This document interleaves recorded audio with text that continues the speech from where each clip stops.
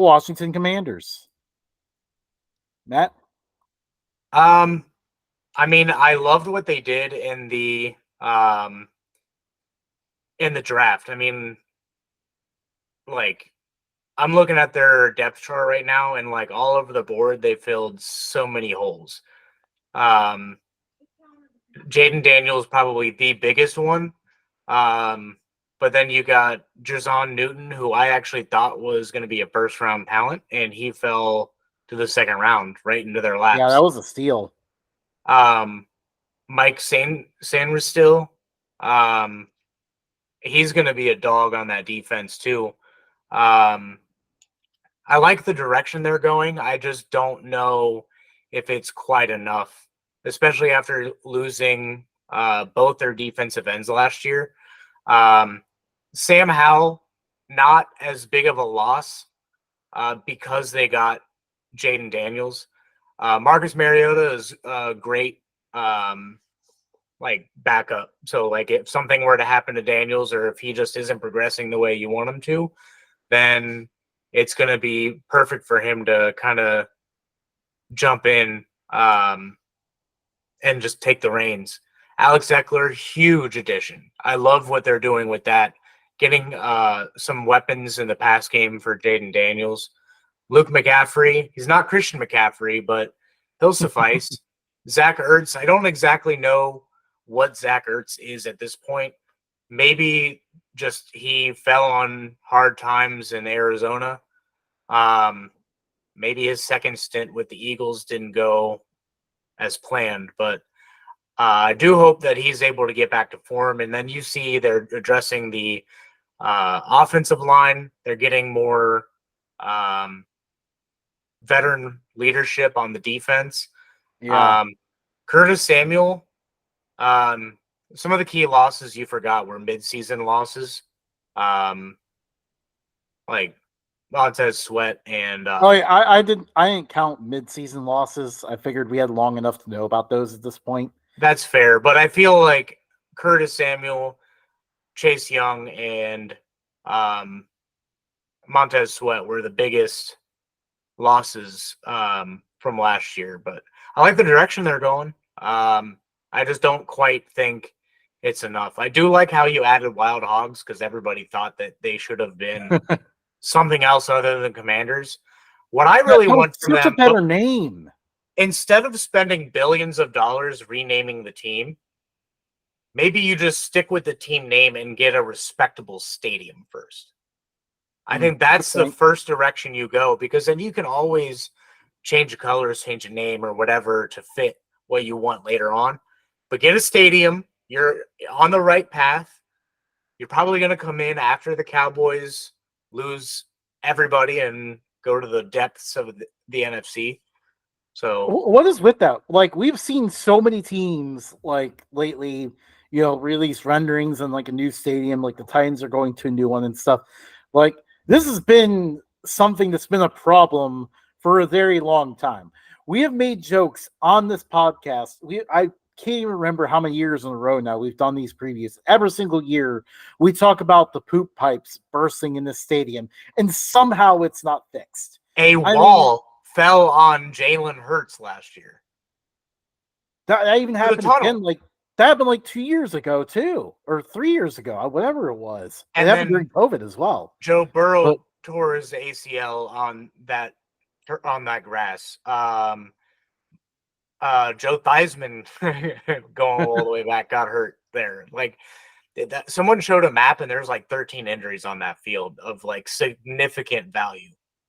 Like big name stars over the last handful of years or whatever that have gotten hurt, and the yard line that they got hurt on. The poison that is Dan Snyder is no longer here.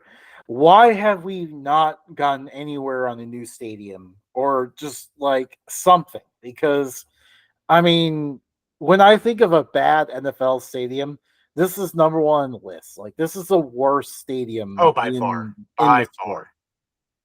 And I mean, like this ownership group just bought them for like billions of dollars. Like it's not like these people aren't hurting for money. Right. So where's the stadium? Where Well, is it? that's enough Commanders talk. Let's. Well, either we got to talk about the Commanders, but Matt, Nobody cares. Shut up, Justin. Shut up. But no. I think I think you hit a good point there. There's a direction. They actually finally have a direction they're going, because for a long time I feel like they just kind of flailed around, like tried different experiments at quarterback.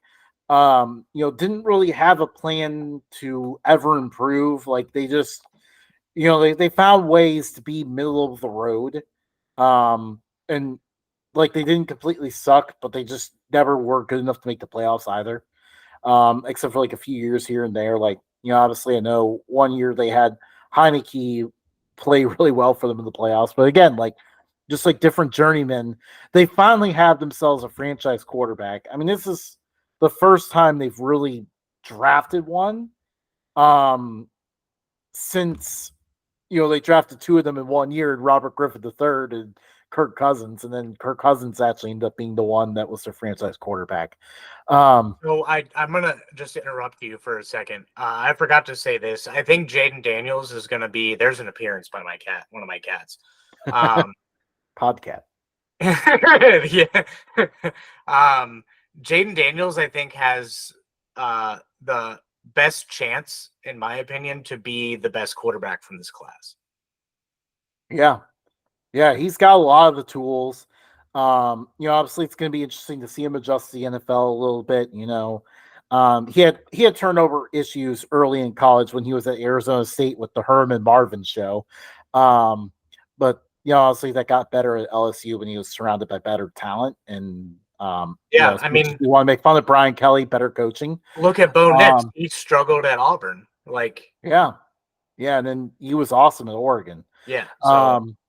But yeah, and also I want to keep an eye out for what Scary Terry and Jahan Dotson do, because obviously it's been a few down years to them. Now that they actually have a quarterback throwing to them, could it get a little bit better for them?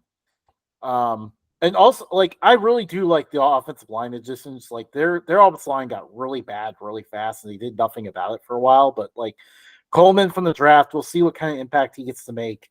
But Allegretti, he ended up playing. Sorry, there's someone staring at me from outside my window. I'm confused. Oh no, they're picking up trash. Anyways. This is getting weird. Broken into live, everybody. But Allegretti, he had to step in for the Chiefs during the playoff run last year. They won the Super Bowl, so clearly he worked out pretty well. So yeah, I think made some good additions. The defensive line's a bit of an experiment, like you said.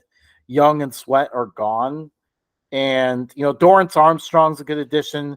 And then they picked up a bunch of first round busts to try to see if they can make something out of one of them. And then don't forget about Bobby Wagner reunited with Dan Quinn. Yeah, obviously Wagner's not quite the same athlete now, but at the very least he's going to be a general for this defense. But the secondary is probably going to be what holds them back. They could have gone Washington Generals. I mean, that would have even been a better name. Yeah, I mean, so I don't hate Commanders. I don't. I think it's what they made the team look like under Commanders.